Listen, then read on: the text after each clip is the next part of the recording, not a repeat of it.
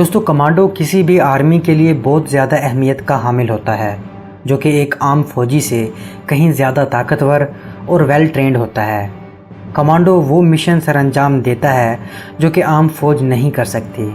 پاکستان میں commando force کا نام SSG ہے، یعنی اسپیشل سروس گروپ۔ کمانڈو کی ٹریننگ دنیا کی سب سے مشکل اور خطرناک ٹریننگ سمجھی جاتی ہے، جس کے لیے ہڈیوں کی مضبوطی کے ساتھ اعصاب اور ارادوں کی مضبوطی بھی ضروری ہے۔ دوستو اس ویڈیو میں ہم آپ کو بتائیں گے کہ SSG کو کس طرح جوائن کیا جا سکتا ہے اور SSG کی ٹریننگ میں کیا کچھ ہوتا ہے، اور ایسی باتیں بھی آپ کو پتہ چلیں گی جو آپ نے زندگی میں کبھی نہ سنی ہوں۔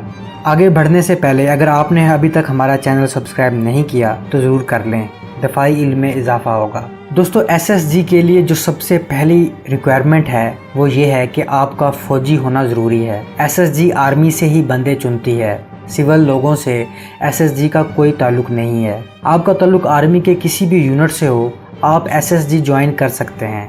رولز کے مطابق آپ کی آرمی سروس 5 سال ہو تو آپ اپلائی کر سکتے ہیں، لیکن آج کل 2 سے 3 سال کی سروس والا بھی اپلائی کر سکتا ہے۔ یہ بھی ذہن نشین کر لیں کہ آپ خود اپنی مرضی سے جب چاہیں اپلائی نہیں کر سکتے۔ جب SSG کی ویکنسی آتی ہے تو SSG کی ٹیمیں ہر یونٹ کا چکر لگاتی ہیں اور آپ کو موٹیویٹ کرتی ہیں۔ SSG میں جانے کی سب سے بڑی شرط یہ ہے کہ آپ اپنی مرضی سے، اپنی خوشی سے SSG میں جانا چاہ رہے ہیں، نہ کہ کسی آفیسر یا سینئر کے کہنے پر۔ آپ کی حامی بھر لینے کے بعد آپ کا فٹنس ٹیسٹ ہوتا ہے، جو کہ ایک فوجی کے لیے معمولی بات ہے۔ اس فزیکل ٹیسٹ میں 1 منٹ میں 40 پش اپس، 1 منٹ میں 40 سٹ اپس اور 7.5 منٹ میں 1.5 میل کی رننگ ہوتی ہے۔ اس کو پاس کر لینے کے بعد میڈیکل ٹیسٹ اور سیکیورٹی کلیئرنس دیکھی جاتی ہے۔ دوستو آپ کو ایک فری ٹپ بھی دے دیتا ہوں، ہر انسان کو اپنا پتہ ہوتا ہے کہ اس میں کتنی قوت برداشت ہے اور اس کی ہڈیاں کتنی مضبوط ہیں۔ اگر آپ کو لگتا ہے کہ آپ کی ہڈیاں زیادہ مار نہیں جھیل سکتی تو SSG میں جانے کا سوچیے بھی مت، کیونکہ یہ کمانڈو کی ٹریننگ ہے، کوئی عام ٹریننگ نہیں ہے۔ خیر، سلیکشن کے بعد آپ کو ٹریننگ کے لیے KPK میں چراٹ سینٹر میں بھیجا جاتا ہے۔ ٹریننگ سینٹر کے اندر انٹر ہوتے ہی آپ کو کہا جاتا ہے کہ سامان گیٹ پر رکھ دو اور فرنٹ رول شروع کر دو، چاہے آپ نے کاٹن کا یا لٹھے کا سوٹ کیوں نہ پہنا ہو۔ دوستو جیسے ہی دن گزرتے جائیں گے ٹریننگ مشکل سے مشکل ہوتی جائے گی، اور آگے کی کہانی جو میں بتانے والا ہوں وہ نہ کسی کتاب میں لکھی ہوئی ہے نہ کسی آرٹیکل میں۔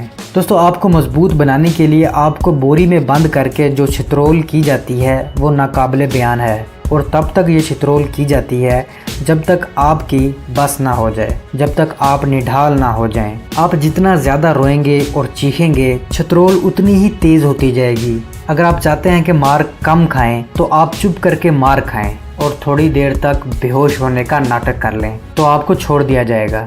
اس مار کٹائی کا مقصد یہ ہے اگر آپ دشمن کے ہاتھ لگتے ہیں تو آپ مار برداشت کر سکیں۔ ایک مرحلے میں آپ کو پیراشوٹ ٹریننگ سکول لے جایا جاتا ہے۔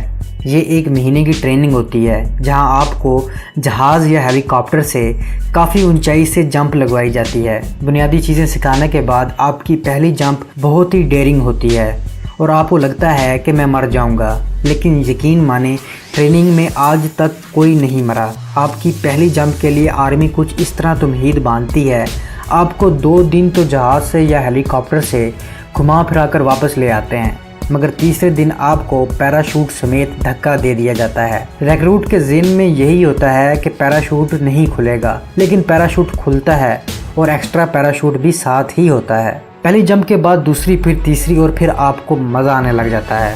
ٹریننگ کا ایک اور حصہ جو صبر آزما ہوتا ہے وہ ایک شہر سے دوسرے شہر تک پیدل سفر کرنا ہوتا ہے۔ یہ سفر پشاور سے چراٹ تک ہوتا ہے، جو کہ تقریباً 70 کلومیٹر تک بنتا ہے۔ یہ سفر آپ نے 30 کلوگرام ملٹری گیئر کے ساتھ طے کرنا ہوتا ہے۔ اس کے علاوہ 36 میل کا سفر 12 گھنٹے میں علیحدہ ہے۔ آرمی رول کی خلاف ورزی کرنے پر آپ کی دوڑ بڑھا دی جاتی ہے اور سزائیں بھی دی جاتی ہیں۔ آپ کو special weapon training, karate, judo وغیرہ بھی سکھائے جاتے ہیں۔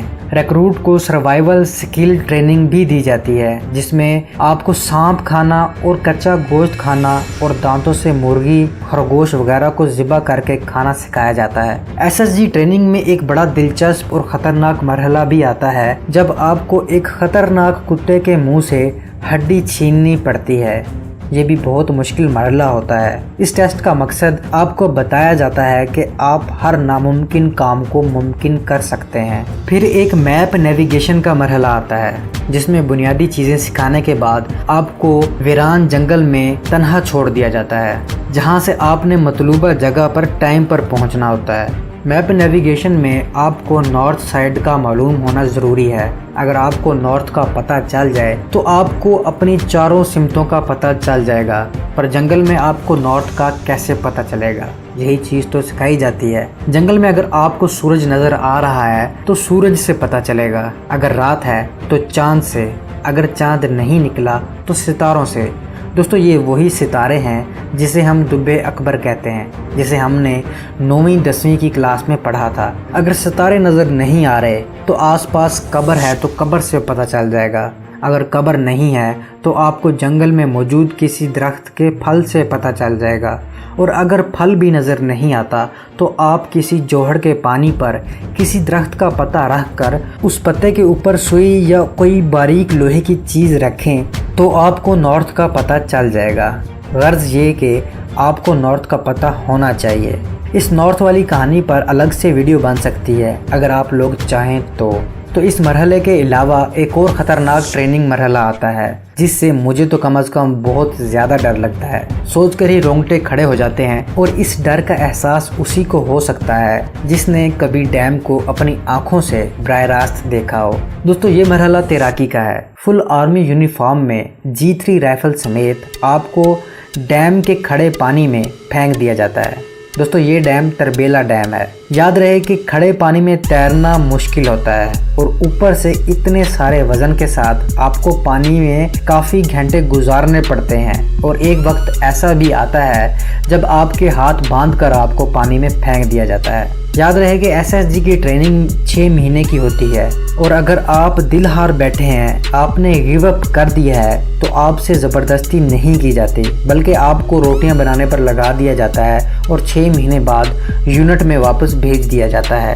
SSG میں آپ کی قسمت کا اچھا ہونا بھی ضروری ہے۔ اگر فائنل پریڈ ڈے سے پہلے ریہرسل میں بھی آپ کا بازو یا پاؤں فریکچر ہو جاتا ہے تو آپ کمانڈو کا بیج حاصل نہیں کر پائیں گے، اور ایسا کئی لوگوں کے ساتھ ہوا بھی ہے۔ آپ کی ہڈی تو جڑ جائے گی، لیکن آپ بہت روئیں گے کہ آپ کے 6 ماہ کی محنت ضائع ہو گئی ہے۔ اس لیے میں نے شروع میں کہا تھا کہ ہڈی کا مضبوط ہونا ضروری ہے۔